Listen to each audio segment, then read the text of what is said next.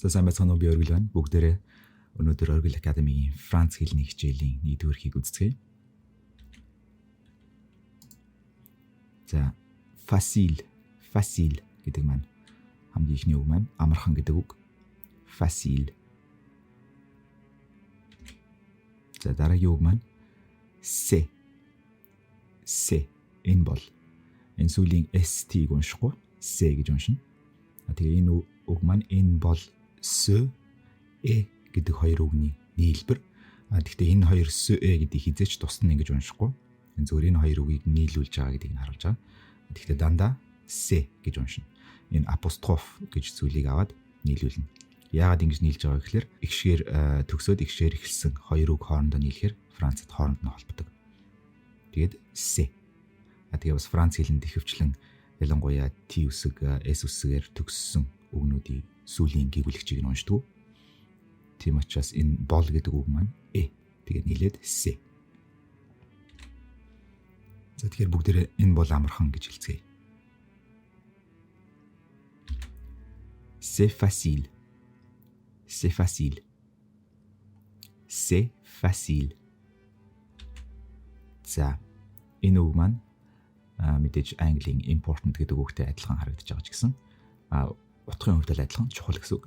Гэхдээ уншихдаа шал өөрөөр уншина. Энэ и үсэг маань а гэж уншина. Тэгэхээр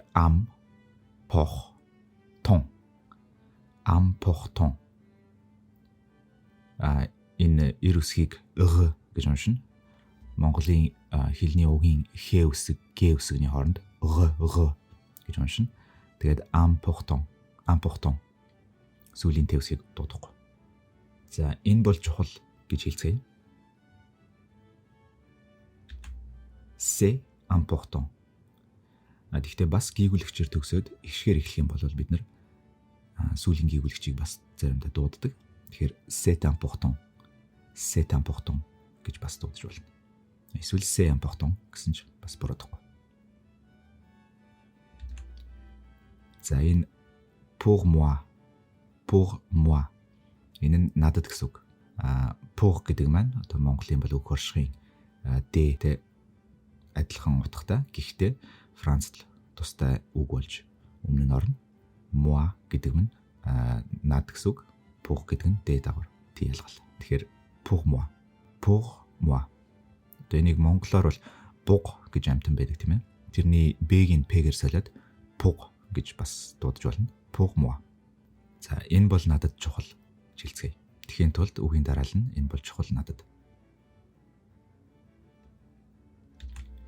C'est important pour moi. C'est important pour moi.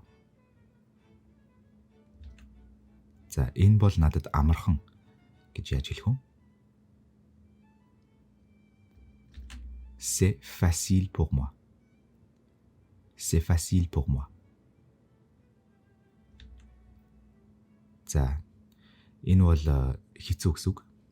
Difficile.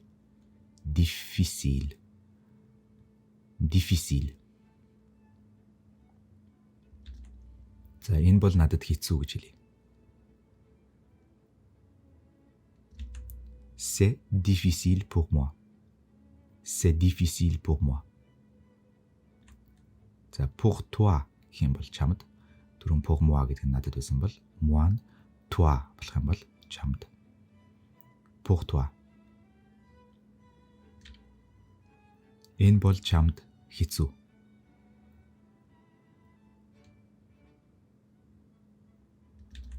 C'est difficile pour toi. C'est difficile pour toi. За энэ бол чамд эсвэл энийг чамд гэж хэлье. C'est pour toi. Тэжин хүнд юм өгтөө тэгж хэлж болно. C'est pour toi. Гэхдээ мэдээж дотны таньдаг хүнтэйгээ бид нэр чамд чи гэж ярина. Та гэж ярихыг бүгдээр дараа нь сурцгаана. Très. Энэ бол маш гэсэн үг. Тэгэхээр бид нэр энэ Францаар бол одоо энэ дээрээ юмгүй дангаараа энэ одоо Монголын е үсэг шиг, Английн и үсэг шиг байх юм бол Францаар бол үсэг, одоо Монголын ү хоёрын хооронд үсэг. Гэхдээ энэ дээр нь акцент авдаг. Одоо аксон гэж хэлдэг. Энэ хэдэн өөр төрлийн акцент байгаа. Жишээ нь урагшаага татсан байх юм бол аксон тегүү гэж дууддаг. Хоошоогоо татсан байх юм бол аксон грав. Энэ нь бол аксон грав. Аксон грав маань одоо Монголын а харси харси хоёрын хооронд дуудагдаж болно гэсэн. Тэгэхээр très мэдээж сүлийн хэсэг дуудахгүй. Эр үсгийг р гэж дуудана. Тэгэхээр très. За маш чухал гэж хэлцгээе. Très important. Très important. Тэгээд бас сүлийн гүйгүүлэгч маань дараагийн их шигэн дээр дуудагдахдаа дараагийн үгний эхний үсэг шиг дуудагдана. Эхний үгнээсээ салаад тэгэхээр très important. Энэ дээр баг зэ үсэг шиг дуудагдж байгаа. Important биш, important. Très important. Très important. Маш чухал. За энэ бол маш чухал гэж хэлцгээе. C'est très important. C'est très important. Маш амархан гэж хэлье. Très facile. Très facile. За энэ бол надад маш амархан гэж хэлье. Тэгэхээр надад гэдгийг нь сүүлд нь хэлнэ.